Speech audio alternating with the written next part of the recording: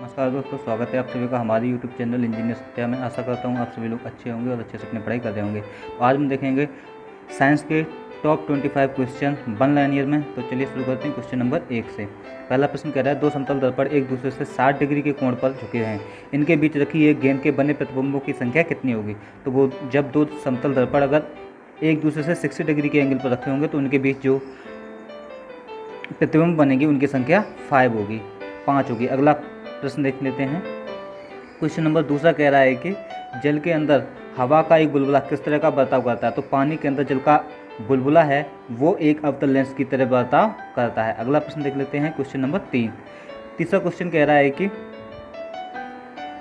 इकाइयों की समस्त व्यवस्थाओं में किस इकाई की मात्रा समान होती है। तो जो विशिष्ट गुरुत्व है उसकी जो इकाई है वो समस्त व्यवस्थाओं में समान रहती है। अगला प्रश्न कह रहा है, यदि कोई मनुष्य समतल दर्पण की ओर 4 मीटर पर सेकंड की चाल से आ रहा है तो दर्पण में मनुष्य का प्रतिबिंब किस चाल से आता हुआ प्रतीत होगा। जब कोई समतल दर्पण पर v वेग से अगर कोई व्यक्ति समतल दर्पण की ओर आता है तो उसका प्रतिबिंब उसको 2v वेग से प्रतीत होता है, यानी 2 × 4 हो जाएगा। तो इसका आंसर 8 हो जाएगा। 8 मीटर पर सेकंड से उसका खुद का प्रतिबिंब दिखाई देगा। अगला प्रश्न देख लेते हैं।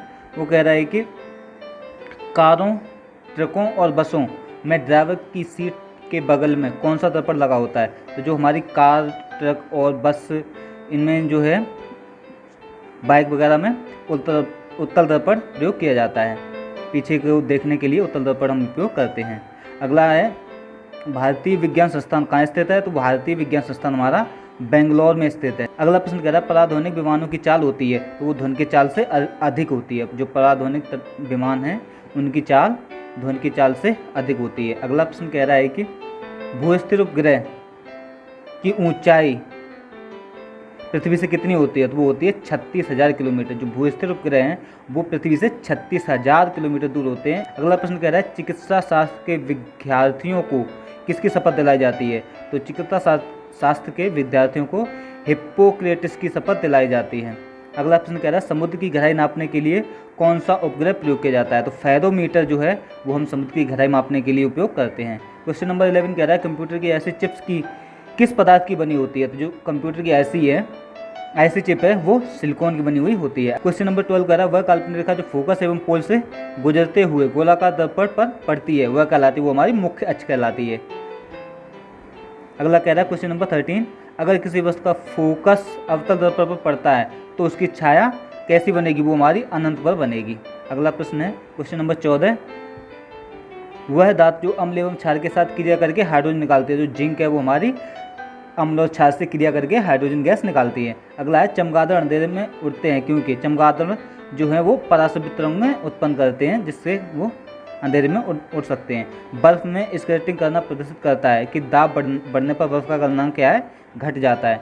अगला प्रश्न है, स्टेनलेस स्टील एक मिश्र धातु जब वायु मिश्रण है। वायु कई गैसों का मिश्रण है। अगला, पर्यावरण का अध्ययन जीव विज्ञान की किस शाखा के अंतर्गत किया जाता है। तो पारिस्थितिकी के अंतर्गत पर्यावरण का अध्ययन किया जाता है। अगला, फूलों के संवर्धन के विज्ञान को क्या कहते हैं। तो फ्लोरिकल्चर फूलों के संवर्धन के विज्ञान को कहा जाता है। अगला प्रश्न कह रहा है, सर्वाधिक स्थायी तत्व क्या है। जो सीसा है वो हमारा सर्वाधिक स्थायी तत्व है। अगला है, जल से हल्का क्या होता है। वो सोडियम जो है वो जल से हल्का होता है। सामान्य ट्यूबलाइट में कौन सी गैस होती है। तो सामान्यतः जो ट्यूबलाइट में है वो आर्गन के साथ मरकरी वेपर भरा जाता है। अगला प्रश्न है क्वेश्चन नंबर 23, एक परिशुद्ध घड़ी 3 बजे का समय दर्शा रही है। घंटे की सुई के 135 डिग्री घूमने के बाद क्या समय होगा। कि कोई भी घड़ी है हमारी वो हमारा टाइम कितना 3 बजे का दिखा रही है। तो कुछ इस प्रकार से होगा, 90 डिग्री यहाँ बनेगा, ये 3 होंगे, यहाँ पर 6, यहाँ 9।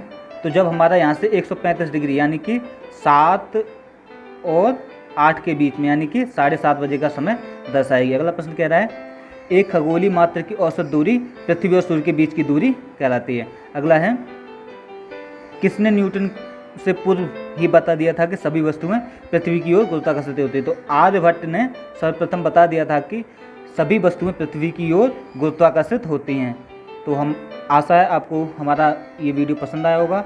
तो प्लीज़ हमारे चैनल को सब्सक्राइब कर लीजिएगा, वीडियो को लाइक कीजिएगा, फ्रेंड्स के साथ शेयर कीजिएगा। थैंक यू, धन्यवाद।